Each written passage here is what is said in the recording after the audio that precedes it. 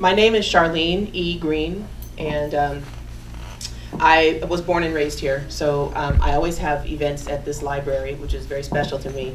And what we're doing right now is a poetry workshop, but it's not a regular workshop.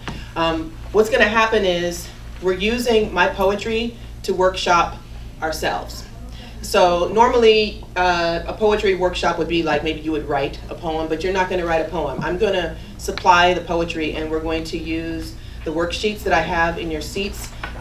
That is for you to use after I recite the poem. So let me tell you a little bit about what I do. I'm an author. I am an empowerment poet, and I'm also a self-mastery catalyst. So through my written and spoken works, my goal is to empower and inspire people to build their self-esteem by implementing the courage to pursue their best interest at all times. That's really the key in most of my work. And it came about very gradually. It wasn't planned. I just noticed a theme early on in my writing, and I saw that I was talking a lot about transformation, self-esteem, how to sort of live on your own terms. And from there, at around 2011, the wheels started turning, and I started wanting to put together something that could help people really build their self-esteem, because I struggled with self-esteem my whole life until really maybe the last decade. I mean, it's a building process, but I really struggled in my youth with self-esteem issues, and so I'm not really surprised that the writing that I was doing turned into that, because it's something that I advocate for a lot. I think that if your self-esteem is high, it changes the entire scope of how you function. It really does. If your self-esteem is low, you make completely different decisions than you would if you felt good about yourself, if you were confident, if you felt like you could do certain things. And so in my own life, I watched myself when I didn't have a lot of confidence and self-esteem. I watched kind of like all the decisions that I made that sort of ruined me along the way. And then when I started building my self-esteem, I started seeing how I made better decisions, how I was happier, how when I functioned from a place where I was taking care of myself and not worrying so much about if other people were happy with the way I was taking care of myself, then I had more peace of mind. And so that is the core. That's the core of what I do with my poetry, and also I write self-help. So, and I even have novels, and even in my novels, there is that theme of doing what you need to do for you so that you can live the way that you want to live. So what I want to do right now is present the poem. You actually have a copy of the poem in front of you, but that is for reference after I'm done. I'm going to recite the poem twice, probably, and then the other paper that you have is the worksheet. So this poem is going to be used as a tool for you to answer the questions on the worksheet, and you're going to workshop yourself, because that is the core of my work, is for people to work on themselves. So when I'm done with the recitation, I'm going to actually begin the open discussion by telling you the backstory of the poem. I'm going to start the open discussion talking about my story. All of my poems pretty much have a backstory. A lot of them, the backstory may be more intense. Tonight's is a very serious subject, so it's going to be kind of a hefty backstory. So I am going to go ahead and get started. Doctor, can you hear me? Yes, I can. Great. Okay. So I will probably do the poem twice if you need me to. I'll go at the regular pace that I would normally recite it, and if I need to do it again, I'll slow it down. But you do have a copy of the poem for reference later. So this poem is called Zookeeper. If your back is breaking, it's 'cause you've let too many monkeys ride it. Gave them all carte blanche over your mental, and now you've lost control. They've mated and multiplied. Every which way you turn, a different monkey is tearing you down, victimizing you. and you scream at them to get off your paper-thin vertebrae, to let you have a moment's peace. But they've come in droves, and their screams are louder. They drown out your pleas, heckle you even, hard, until you finally just say, take everything, my sanity, my health, my will to live, my last breath, because I can't control you. You have won. You wouldn't willingly let a burglar in to clean out your home, so why do you let the monkeys rob you of your spirit? Why won't you fight to protect your physical temple? Does your home have more value?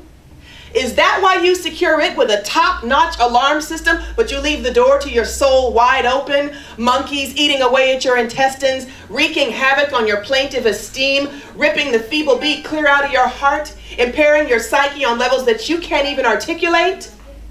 Where's the deadbolt for that entrance? Why aren't you going out of your way to see that your emotions are properly policed to ensure their safety? Why isn't that important to you? I want that to be important to you. It needs to be. I want to slap you belligerent. Want to see you display dauntless insolence. Want you to show me that you have the resolve to shield yourself from harm. Because you deserve to have the strength to be able to put a blockade around your being so massive that no monkey of any size or fortitude can ever infiltrate. But your love of self is crumb-sized. And sadly, it's only made larger when someone else appears to love you. And when they take that love away, the crumb that you grasp for with the slippery tips of your fingers does nothing but get smaller. So small that you wonder how you can see it in the first place. And although your tear-blurred pupils do have it in focus, you're afraid to grip it, mold it, develop it on your own, because you think you're inept. So sure that if you even try, your tears will wash it away. You have no trust in yourself, so instead, you put it in everything else, in people who mean you no good, in things that can be wiped out in a blink.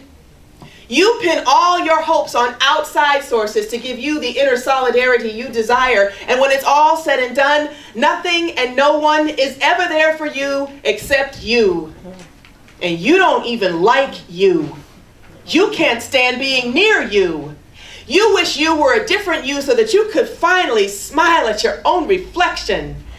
But since you know that's never going to happen, you continue to resign yourself to the monkeys, letting them run rampant in your wretched life, breaking your back with so much force that you just go ahead and lie down for them. Let them stomp all over you, because you dealing with you is just too damn hard. And besides, you're not even worth your own effort.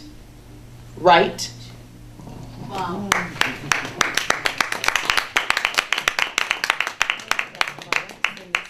Doctor, are you with me? Yes, I am. Okay. Now, I see. Are you okay? Yeah. Okay. I'm sorry. That's what happens sometimes. When I tell you the backstory, I'll tell you how I cried too. So I can do that again for you. Who wants me to do it again? Do you need me to hear? Do you need to hear it again? You want to hear it again? I always love listening to you. Okay. I'm going to do it again. I'm going to go a little slower, and then I'm going to go ahead and start the open discussion. So I'm going to do a repeat. Once again, this is Zookeeper. But let me put this down, because actually with this poem, I use my hands a lot, and I wasn't able to do it with the mic. So I'm going to move a little closer. Zookeeper. If your back is breaking, it's because you've let too many monkeys ride it. Gave them all carte blanche over your mental, and now you've lost control. They've mated and multiplied. Every which way you turn, a different monkey is tearing you down, victimizing you. And you scream at them to get off your paper-thin vertebrae, to let you have a moment's peace. But they've come in droves, and their screams are louder. They drown out your pleas, heckle you even, hard, until you finally just say, take everything, my sanity, my health, my will to live, my last breath, because I can't control you. You have won. You wouldn't willingly let a burglar in to clean out your home, so why do you let the monkeys rob you of your spirit? Why won't you fight to protect your physical temple? Does your home have more value? Is that why you secure it with a top-notch alarm system, but you leave the door to your soul wide open, monkeys eating away at your intestines, wreaking havoc on your plaintive esteem, ripping the feeble beat clear out of your heart, impairing your psyche on levels that you can't even articulate? Where's the deadbolt for that entrance? Why aren't you going out of your way to see that your emotions are properly policed to ensure their safety? Why isn't that important to you? I want that to be important to you. It needs to be. I want to slap you belligerent. Want to see you display dauntless insolence. Want you to show me that you have the resolve to shield yourself from harm. Because you deserve to have the strength to be able to put a blockade around your being so massive that no monkey of any size or fortitude can ever infiltrate. But your love of self is crumb-sized. And sadly, it's only made larger when someone else appears to love you. And when they take that love away, the crumb that you grasp for with the slippery tips of your fingers does nothing but get smaller. So small that you wonder how you can see it in the first place. And although your tear-blurred pupils do have it in focus, you're afraid to grip it, mold it, develop it on your own, because you think you're inept.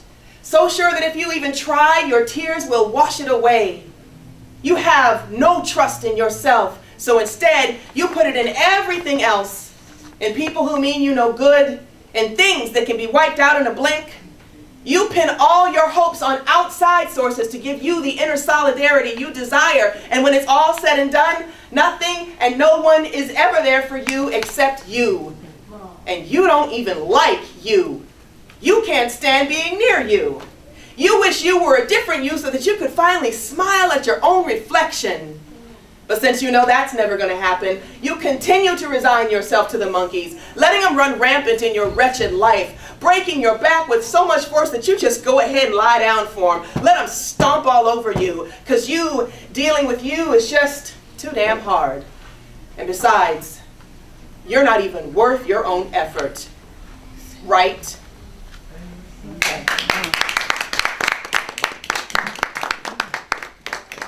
Okay. So, I wrote Zookeeper in December 2010. I can almost tell you the date. I think it was December 10th. At that time, I was really, really suffering in my life on a lot of levels.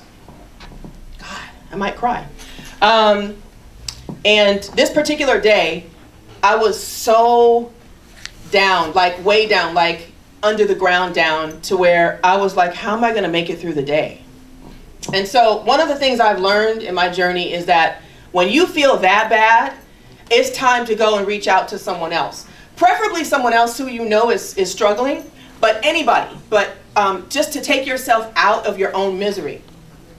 And so this particular day, I knew that if I didn't go and reach out to somebody, it was going to be a really big problem. And it was early in the day too, and I knew like I had to make a change. So there is a woman who had a cafe down the street from where I lived. And she sold homemade ice cream. And I love ice cream. And so I was always in her shop. And we started talking. We got to know each other. And so I used to go and see her and buy ice cream. And we would stand and talk for a long time. So I knew through our talks that she was having serious issues. So the day that I was finding myself wondering how I was going to get through the day, I thought, who am I going to call? Who can I reach out to? Because I have to talk to somebody besides, like I can't stay in this state of mind all day. Who do I know that maybe is having some problems? And I thought, oh, I'll go see her. I won't say her name. I said, I'll go see my friend. Go see how she's doing. So I walked down to her ice cream store. And I go in and I said, hey, how are you? I didn't tell her why I was there. I just, went and got my ice cream and I said, how you doing? She proceeds to tell me that she doesn't even know how she made it to work that day because the night before, this was a Monday, the night before, she felt so bad that she wanted to kill herself. And so when she said that, I was like stunned. But then she took it another step further and said, I not only wanted to kill myself, but I saw myself doing it and I felt good about it. Marinate on that for a second. Somebody looks you in your face and says, last night I wanted to kill myself. And I not only saw myself doing it, but I felt good about it. Now, my suffering was deep. I thought my suffering was really, really deep. But when she said that, I realized I didn't know any suffering, because I was like, how am I going to get through the day? But I didn't mean I'm going to take my life. I meant, how am I going to get through the day, like, and not be crying all day, or, you know, something like that. But this person thought about killing herself, and she felt good about that. And she said, I don't even really know how I made it through the night and why I got up this morning, but I did. And so in that moment, I thought, see, this is exactly why you have to reach out to people especially when you're suffering, because somebody's suffering more than you. Yeah. Somebody is suffering more than you. And if you don't take yourself out of your own stuff and take the time to call someone and say, hey, how you doing? You will never know. And you'll think like you're the only one and my stuff is so deep. Not that your stuff is insignificant, but I'm just saying this person almost didn't make it to the next day. I was just having a really hard time. So I stood with her. I bought ice cream, and it was really slow that day, and I stood there for 3 hours with her, and we talked. I mean, I knew what her problem was. It wasn't like, oh no, what do you mean you wanted to kill yourself? I knew what her problems were because we had been talking about it for months, but it had gotten to that level for her. So I stood there for 3 hours and encouraged her. We talked, we laughed. That was important that we laughed, because to laugh when the night before you want to take your life is huge. Yeah. So, I mean, there were so many levels to why it was important that I was there. But what she said to me, so I stayed for 3 hours, I encouraged her, I took my stuff, and I left. But on my way home, I was severely disturbed. I was broken down disturbed by the conversation we had, by what she told me. I mean, I just kept hearing her say, I wanted to kill myself, and I saw myself doing it and felt good about it. And I thought, what in the hell are we doing to ourselves that we allow ourselves to get to the point where we don't want to get up the next day? And because I knew what her struggles were, part of why I was so disturbed is because I knew what she was dealing with could be dealt with in a way other than suicide. I mean, pretty much everything can, but especially what she was dealing with, but she didn't have the fortitude yet. So I went home, and I was so disturbed all day long. Then I got on the phone with my friend, and I told her what happened. She was also suffering, not like this person, but she was suffering too. We had a similar discussion about the depth of suffering. And when I hung up from her, I was even more disturbed, because again, it was like, why don't we care enough about ourselves to protect ourselves from the drama that doesn't have to be in our lives? There's certain stuff that happens that you can't control. But then there's the stuff that you just let yourself be in. Okay? That's what was upsetting me, because I was in it too. The stuff that I was suffering with was stuff that I could have controlled had I felt better about myself. So, that night, in all my being disturbed and all of my frustration about why don't we treat ourselves better, why don't we care enough about ourselves to take care of ourselves emotionally and physically, that poem spilled out of me. And when I write these poems, I don't really have control over what's happening. I just write, I just do what my brain says. And I just construct it as it goes. But because I was angry, so this sounds like an angry poem, doesn't it? Okay. I was mad as hell. I was really mad when I wrote it, because I was mad for people. I was mad for myself. I was mad for my friend. I was mad for my other friend that I was on the phone with. I was just mad for humanity, because too many people don't take care of themselves in a way that allows them to bypass unnecessary stuff. I know that when you're in a challenging situation, there's always a good lesson, and there's always, something to be learned.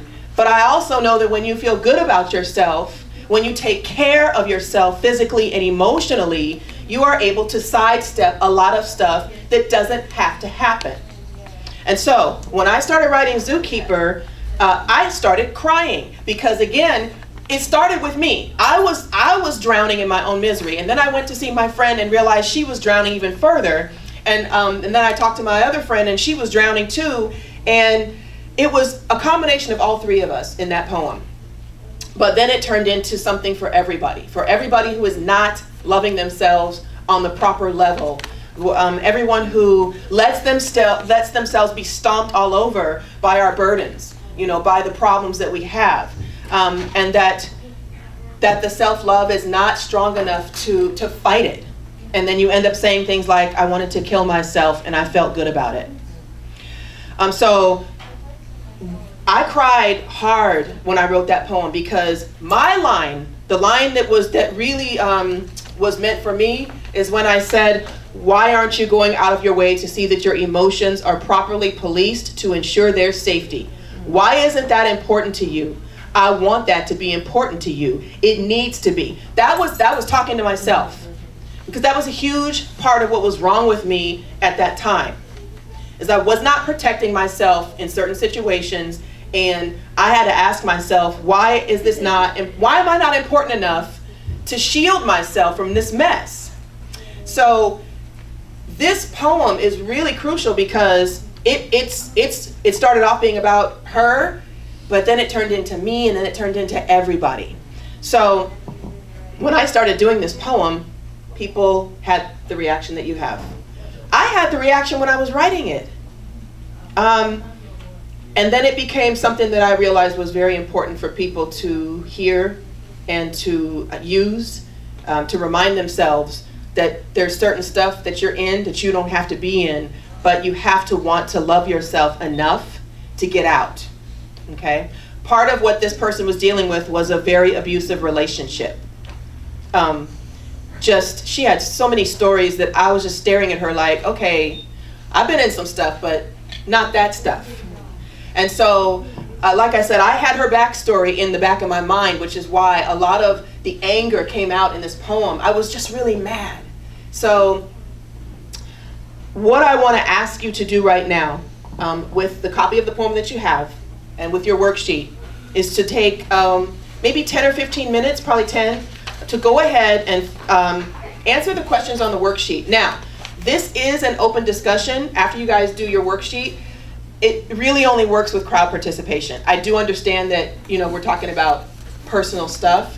So you don't have to participate, but I would like you to do the worksheet because it really is for you to workshop yourself, whether you do it in front of other people or at home alone. I do hope that some of you at least participate in the crowd discussion because it can really help you to talk about certain stuff. You can be as open or as, not open as you want, but it really helps if the crowd does participate. So go ahead, take about 10 minutes. That means you too, doctor. You there? Okay. Okay, take about 10 minutes to go ahead and work on your worksheet, and then I'll come back and we'll talk.